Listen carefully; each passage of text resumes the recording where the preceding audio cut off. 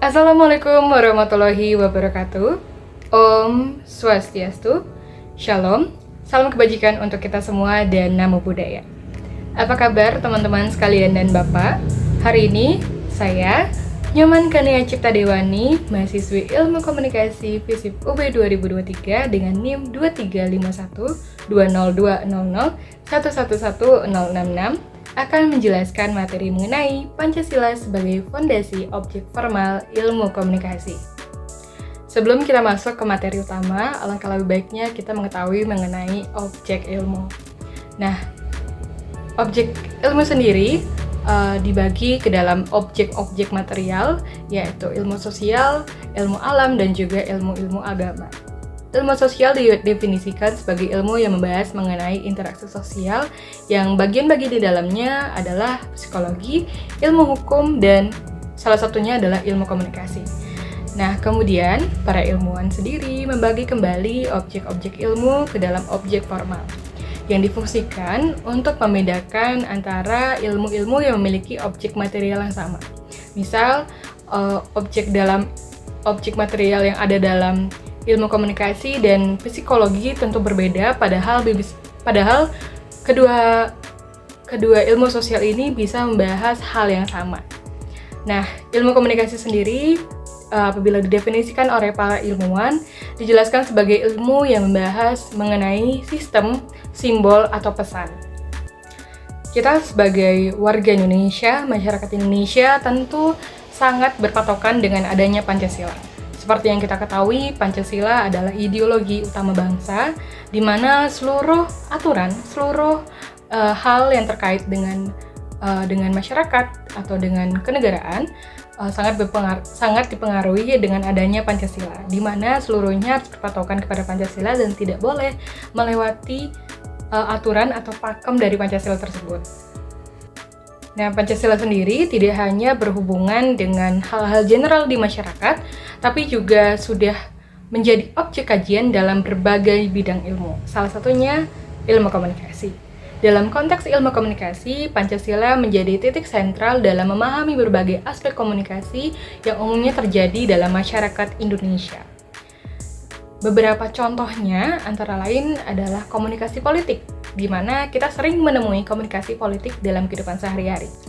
Pancasila dalam komunikasi politik tentu sangat berpengaruh, di mana Pancasila sering digunakan sebagai pijakan dalam berkomunikasi untuk memenuhi kebijakan publik, demokrasi, dan nilai-nilai politik yang dijunjung bangsa ini.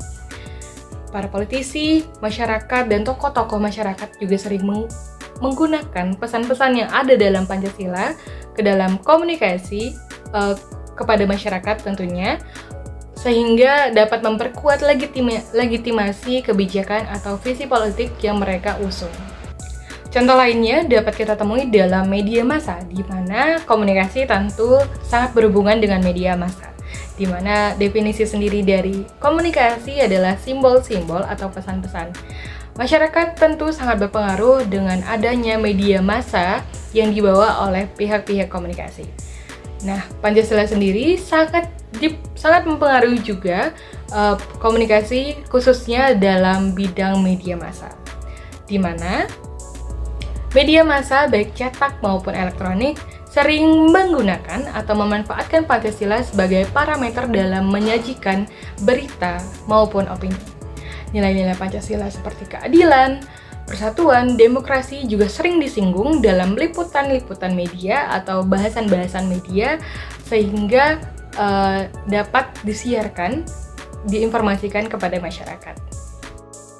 Kemudian ada poin penelitian atau pendidikan, di mana setiap penelitian terkait komunikasi, terkait simbol-simbol atau pesan-pesan yang berkembang di masyarakat sangat dipengaruhi Pancasila, yang tidak boleh lewat atau tidak boleh melewati aturan-aturan Pancasila yang tercermin dalam kehidupan sosial dan politik di Indonesia.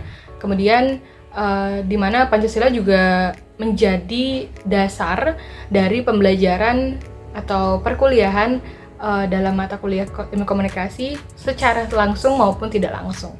Kemudian yang terakhir adalah komunikasi budaya, di mana Pancasila memberikan pengaruh dalam komunikasi budaya ketika kita memperkenalkan simbol-simbol atau pesan-pesan di luar negeri atau di kancah internasional. Tentu kita pasti menyinggung Pancasila sebagai dasar dalam kita berpedoman dalam berbudaya di Indonesia khususnya.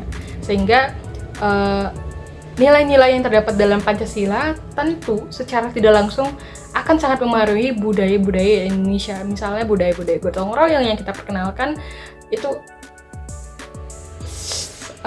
syarat akan nilai sila ketiga, yaitu persatuan Indonesia.